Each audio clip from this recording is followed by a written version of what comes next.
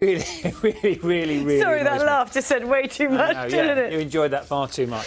Just reminded me of the one and only time I played golf in the last probably 5 years. Yes, it was anyway, at my golf day and she won it. I should say as well, there's a sort of an extra incentive to do well in these 6 tournaments, which are back-to-back in the UK, because the top 10 golfers actually on the money list get to donate money to their favourite charity as well. So it's all part of the European Tour. It's called Golf for Good. So they're trying their best to support the local community at the same time as trying to get the sport back as well. Excellent. Well, good luck next time. Yeah. Let's talk to 2 special people now. Lil and Doris from Tipton in the West Midlands are Britain's oldest identical twins. They're also internet sensations with almost 24,000 followers across their social media platforms where they post updates about their life, their adventures and their love of Jason Statham. That's my favourite bit of this story. Yesterday they turned 96 and the Tipton 2 are already planning their 100th birthday celebrations.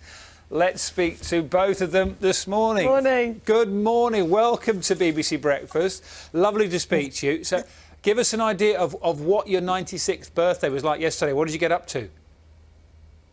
What have you been up to yesterday? Nothing, only talking to the family.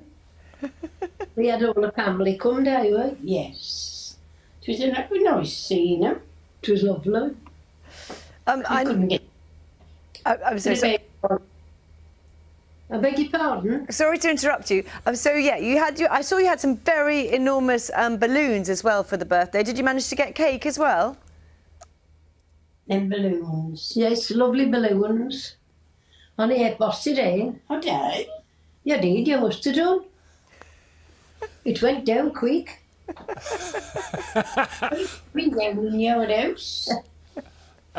Doris, give us an idea of how you've been keeping yourself entertained during lockdown. What have the pair of you been up to? Not a lot. Well, we couldn't do a lot. We was with Lil's daughter. Vivian. We were there 3 months. She wouldn't let me come home. It was lovely. That must have been lovely. Did she do all the cooking and all the washing up for you? What was it like? Yes. Never washed a cup up. And I washed one up since. Now, can you tell us a bit about your fascination with Jason Statham? What is it you like about him and his films? I said one night with him and I'd die happy. He don't know how old I am though. He doesn't it? Have you ever met Jason Statham yet? No. So you've been watching his films? There he is. We can see him on our screens now. You've been watching his films during lockdown, have you? Could you repeat that, darling? Have you been watching some of his films? Yes. We watch every one that comes on. He's lovely. Lil, tell us a little bit about your family, Lil, because I understand you've got quite a lot of grandchildren and great-grandchildren as well.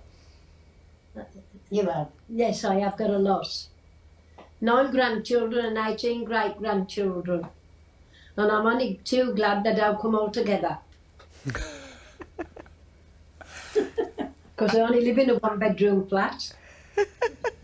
I mean, I'm desperate to ask both of you as well about the secret to your long life together. You know, you're 96, celebrating your 96th birthday yesterday. Doris, Lil's pointing at you. What is the secret to long life? Now sex and plenty Guinness. Right. I'm not quite sure how to respond to that. I'm going to respond by asking both of you. So you got to 96. What are you planning? Have you got big plans for the 100th birthday? No, we got to ask him above. We got to ask him upstairs. It's up to him above. Yeah.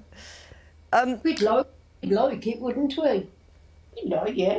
If we're still as able as we am now. Yes, it would be nice.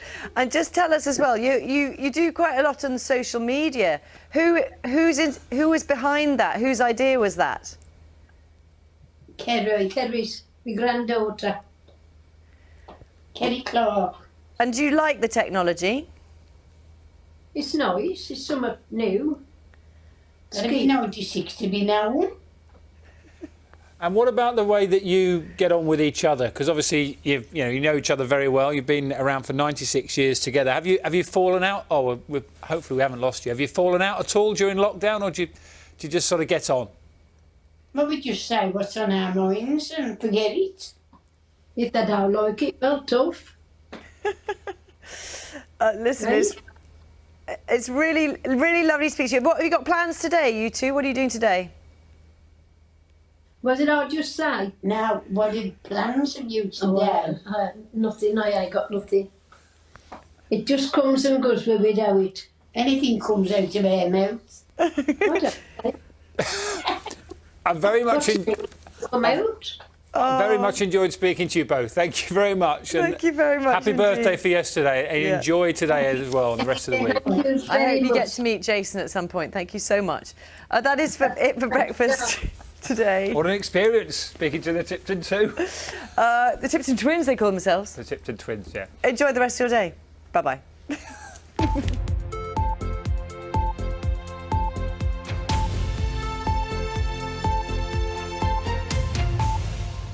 10:30 is the time. Now, well-wishers and football fans are expected to line the streets of Ashington and Newcastle this morning. This is ahead of the funeral of Jack Charlton, who died early this month at the age of 85.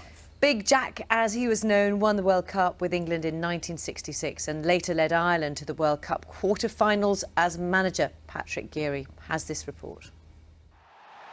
You couldn't miss Jack Charlton, tall in stature, big in character. The miner-turned-manager who won a World Cup in between.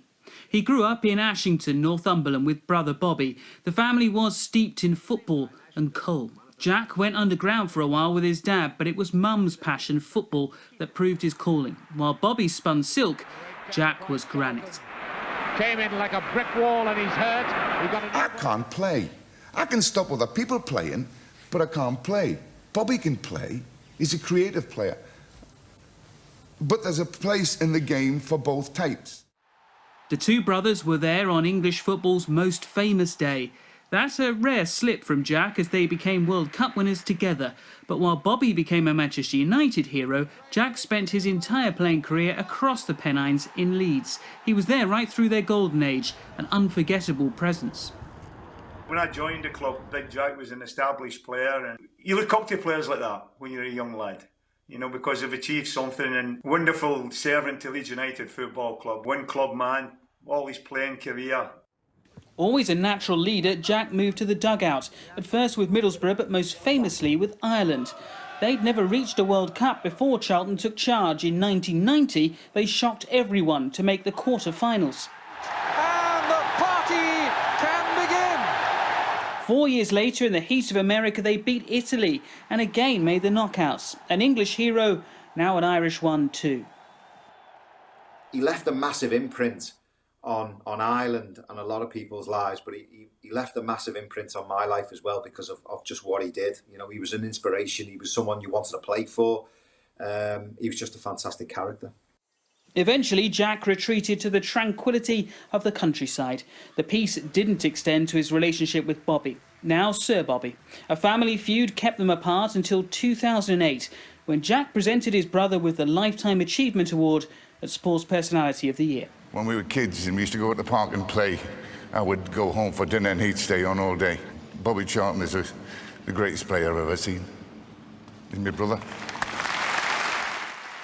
Today, Sir Bobby will be reunited with the other Charlton brothers, Gordon and Tommy, to say goodbye to Jack in Ashington, the town where it all began. The streets will be lined, socially distant, but united, as elsewhere in England and in Ireland too.